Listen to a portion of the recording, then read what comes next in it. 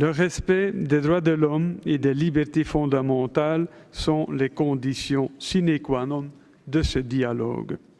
Government of the Democratic Republic of Congo to strengthen the rule of law, to fulfill its obligations from the international. At the same time, we call on the Congolese Independent National Electoral Commission to prepare the presidential and parliamentary elections in a timely manner and in accordance.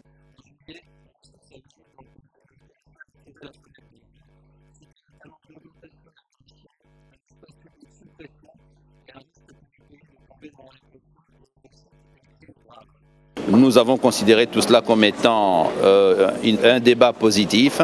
Ça nous permet de corriger. Certes, il y a plusieurs pays. Malheureusement, ils étaient moins nombreux. Et malheureusement, dans leur approche, c'était une approche qui était tout à fait d'attaque et de nier la réalité des efforts qui sont faits.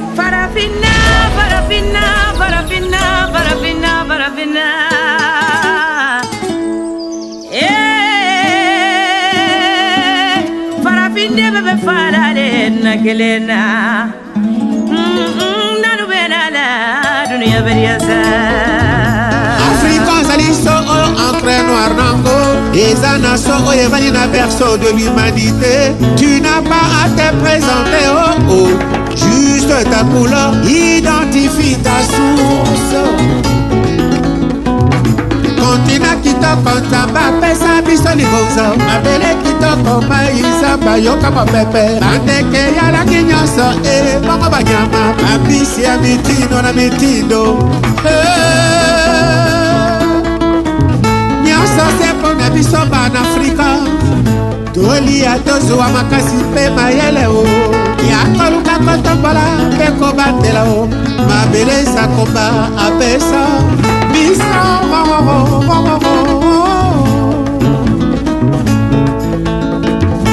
soki odefendre mabele na yo te dis-toi à ta place bakosala yango mais sache-le ekozala se bapanzi yo batalaka se mabumu na bango.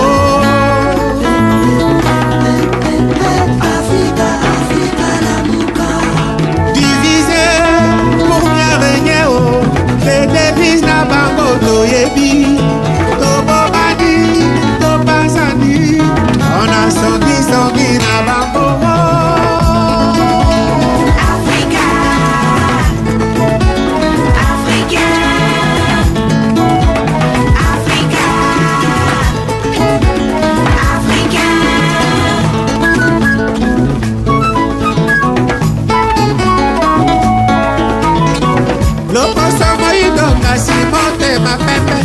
Opesi bango litoi motema eyindi l'union fait la force bango bayebi yango bamemela biso emoi division batosangana te o solitude ememaka o faiblesse o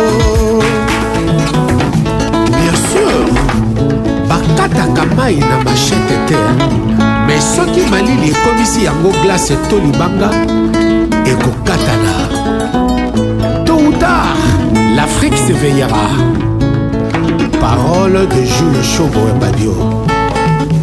Africain comme toi.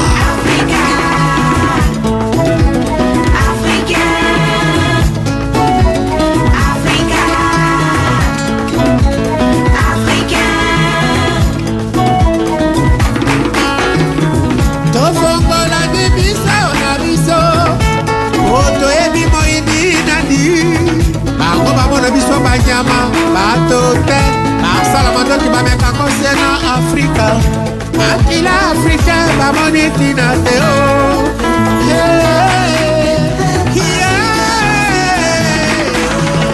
divisé pour bien régner mawatro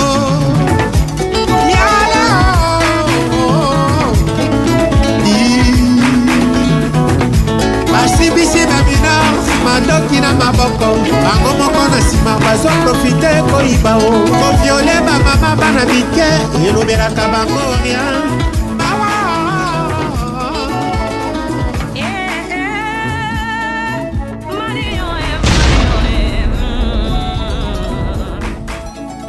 Get Merci, Monsieur le Président.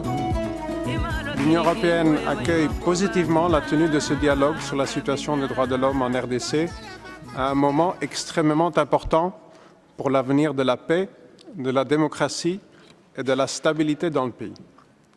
L'Union européenne souhaite tout d'abord exprimer sa profonde préoccupation à propos des violences qui ont éclaté à Kinshasa et ailleurs la semaine passée. L'Union européenne condamne l'usage excessif de la force par les forces de sécurité. Des enquêtes crédibles et indépendantes devront être menées pour déterminer toutes les responsabilités et traduire leurs auteurs devant la justice. L'Union européenne appelle instamment toutes les parties à faire preuve de retenue et à rejeter toute violence. L'Union européenne appelle également l'ensemble des acteurs à agir dans le strict respect de l'état des droits et des droits de l'homme. À cet égard, les responsabilités individuelles de tous les acteurs, y compris celles des responsables des institutions chargées de la justice et de la sécurité, sont engagées.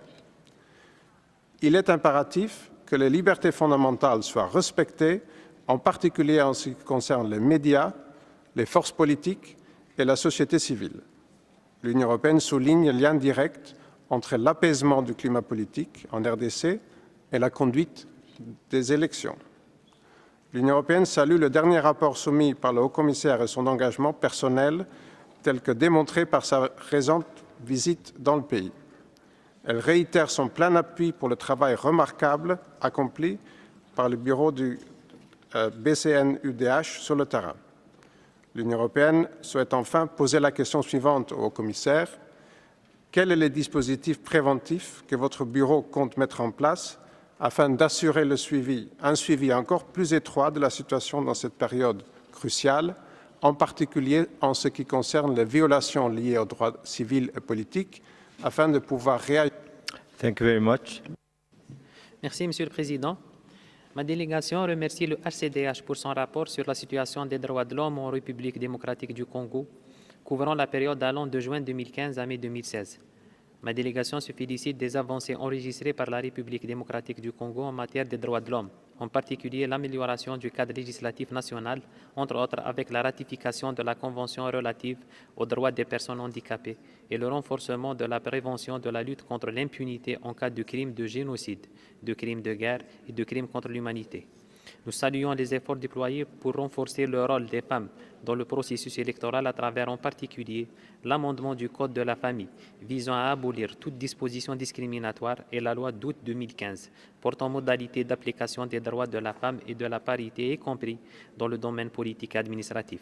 Ma délégation exhorte la République démocratique du Congo à poursuivre ses efforts en matière de promotion et de protection des droits de l'homme en consolidant davantage le cadre institutionnel et normatif en la matière, en particulier dans l'Est du pays. Ma délégation recommande à la République démocratique du Congo également de poursuivre sa coopération avec les mécanismes régionaux et onusiens des droits de l'homme, entre autres le Haut Commissariat aux droits de l'homme, qui est appelé à fournir l'assistance technique et le renforcement des capacités requis et en concertation avec le pays. Je vous remercie, Monsieur le Président. Speaker is the distinguished representative of Belgium. Je vous remercie, Monsieur le Président. La Belgique s'associe à la déclaration de l'Union européenne. Madame la haut-commissaire adjointe, la Belgique vous remercie vivement pour votre présentation de ce jour ainsi que pour l'implication personnelle du haut-commissaire dans le suivi de la situation en RDC. La Belgique souhaite également réitérer son plein soutien au travail essentiel de votre bureau sur le terrain. La RDC se trouve à la croisée des chemins. La Belgique exhorte tous les acteurs à s'abstenir de recourir à la violence et rappelle la responsabilité première des forces de sécurité pour maintenir l'ordre public de manière proportionnée. La Belgique souligne aussi que la responsabilité individuelle des différents acteurs peut être engagée et, face à la gravité des faits, appelle au lancement sans délai d'une enquête indépendante et crédible afin que les responsabilités des personnes impliquées soient examinées et déterminées. Il est aussi de la responsabilité de l'ensemble des acteurs de reprendre le fil du dialogue. Dans cet esprit, la Belgique appelle au lancement le plus rapidement possible d'un dialogue réellement inclusif et dans le respect de la Constitution, afin qu'un consensus puisse être dégagé sur des modalités techniques pour l'organisation à brève échéance d'élections qui doivent être crédibles, transparentes et pacifiques.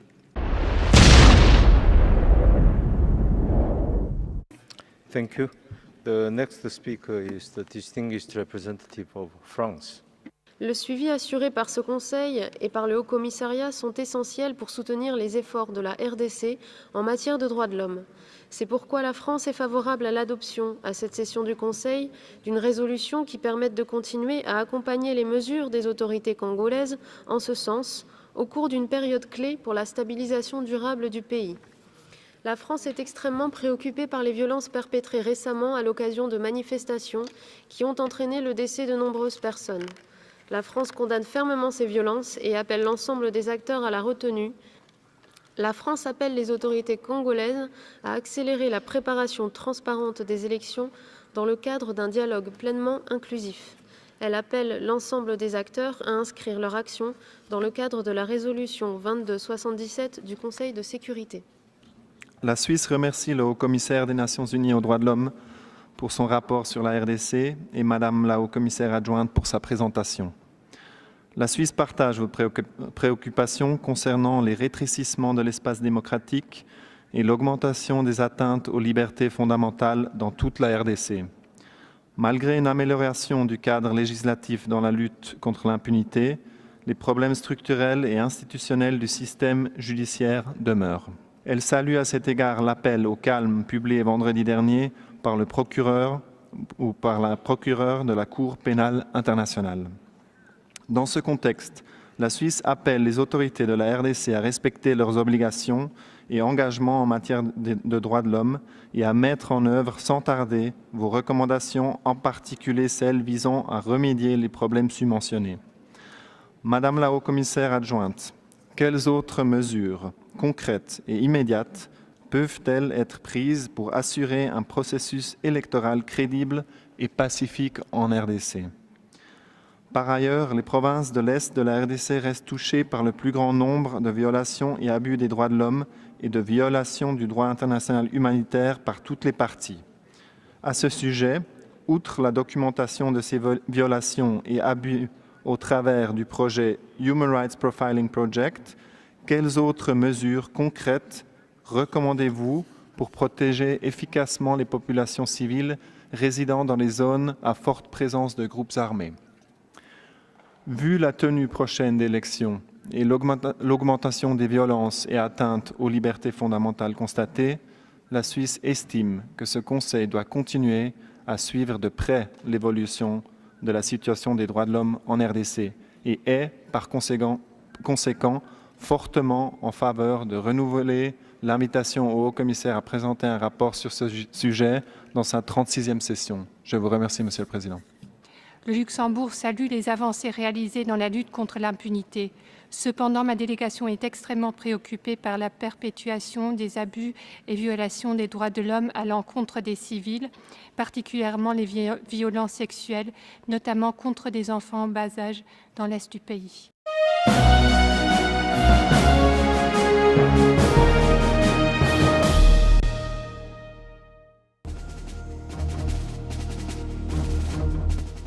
Monsieur le Président, Madame le Haut-Commissaire, je vais aller essentiellement sur les questions les plus importantes de votre rapport.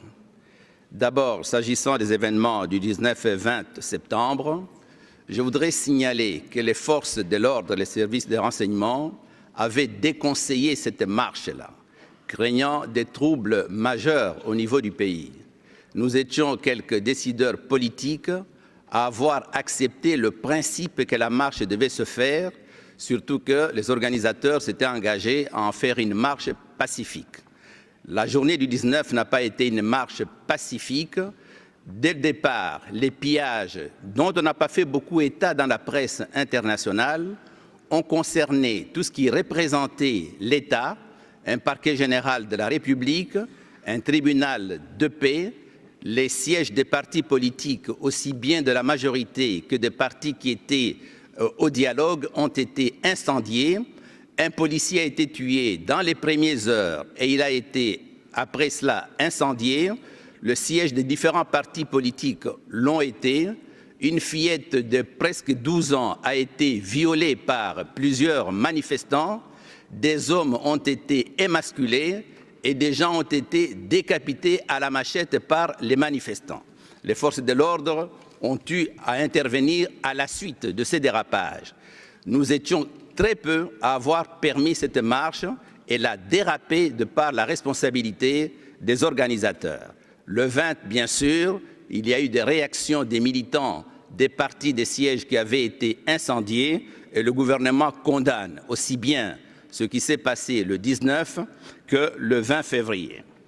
S'agissant du dialogue, ce dialogue a été fait à la suite du fait que aussi bien les Nations Unies, l'OIF, l'USAID ont considéré qu'il y a au niveau du pays à peu près 8,5 millions de nouveaux majeurs qui ne sont pas dans le répertoire électoral.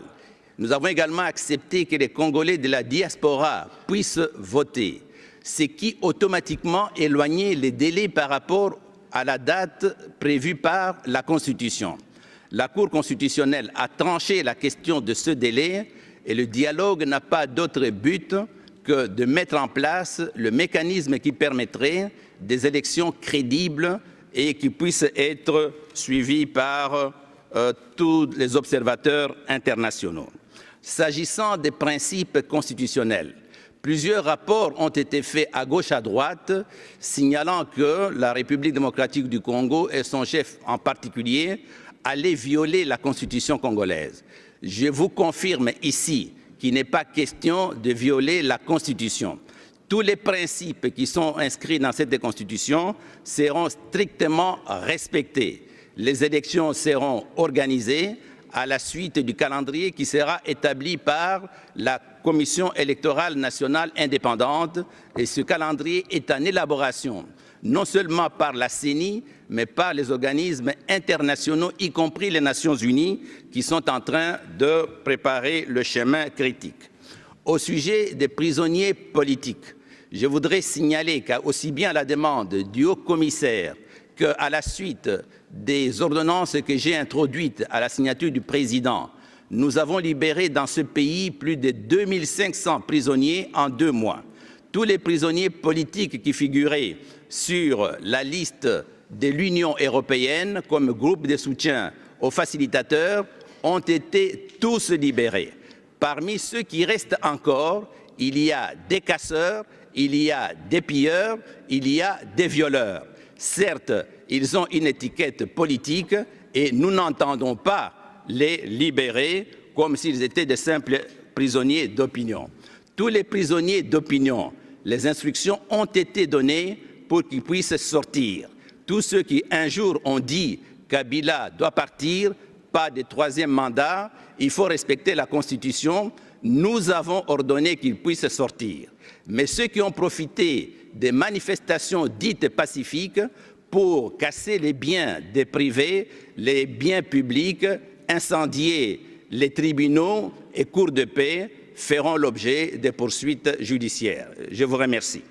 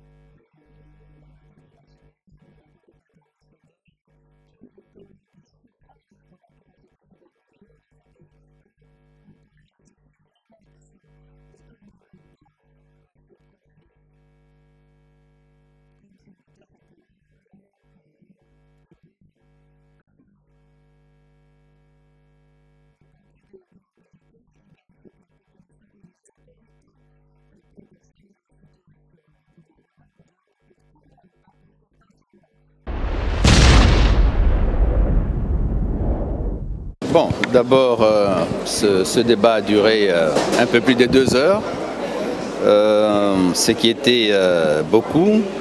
Le temps de réponse qui m'était imparti était assez court par rapport à une vingtaine d'interventions parmi les États, plus 6 ONG qui sont également intervenues. Je suis donc allé sur l'essentiel. J'ai compris que les événements de Kinshasa de la semaine dernière ont été vraiment au centre des préoccupations de tout le monde. Mais j'ai tenu à faire la balance parce qu'on a parlé très peu de la manière dont la journée du 19 s'était passée et des provocations, des violences qui étaient imputables aux organisateurs de ces manifestations. On a souligné très peu en fait que le 19, il y avait beaucoup de partis politiques de la majorité et ceux de l'opposition qui étaient entrés au dialogue dont les sièges avaient été saccagés. On n'a pas souligné que les manifestants avaient violé notamment une gamine qui portait son uniforme. On n'a pas souligné le fait que le policier a été tué et puis le corps incendié. On n'a pas souligné le fait des gens qui avaient été décapités. On n'a pas souligné le fait qu'il y avait des gens qui avaient été émasculés à la machette. Il fallait très bien qu'au niveau du Conseil, ils puissent le savoir. Bon, la violence a apporté la violence, mais j'ai tenu à signaler que le gouvernement condamne aussi bien les violences du 19 que les violences du 20. J'ai expliqué très clairement le sens du dialogue qui est engagé pour le moment, à savoir qu'il est fait pour préparer les élections crédibles qui vont se tenir en fonction du calendrier qui sera établi par la CENI. Et après, mise à jour du fichier électoral, lequel fichier a démontré ses faiblesses, non seulement pas la CENI seule qui l'a souligné, mais les organisations internationales, y compris les Nations Unies et une ONG américaine. J'ai enregistré parmi les interventions des États, ceux qui ont été assez nombreux, pour reconnaître les efforts qui sont les nôtres dans le domaine de l'amélioration des droits de l'homme. J'ai enregistré aussi ceux qui ont souligné et les faiblesses et les avancées significatives. Nous avons considéré tout cela comme étant un débat positif. Ça nous permet de corriger. Certes, il y a plusieurs pays. Malheureusement, ils étaient moins nombreux. Et malheureusement, dans leur approche, c'est une approche qui était tout à fait d'attaque et de nier la réalité des efforts qui sont faits. Bon, toutes les ONG, bien sûr, on ne pouvait pas attendre d'elles un discours différent, à commencer par Human Rights Watch. On considérait que tout ce qui s'est fait dans ce pays-là était catastrophique. Mais ce genre de discours, nous sommes habitués à l'entendre tous les jours. Lelo oyo oyo oyo kili ekoma monene obaki na kintuko komi monga fulo soki na maluwe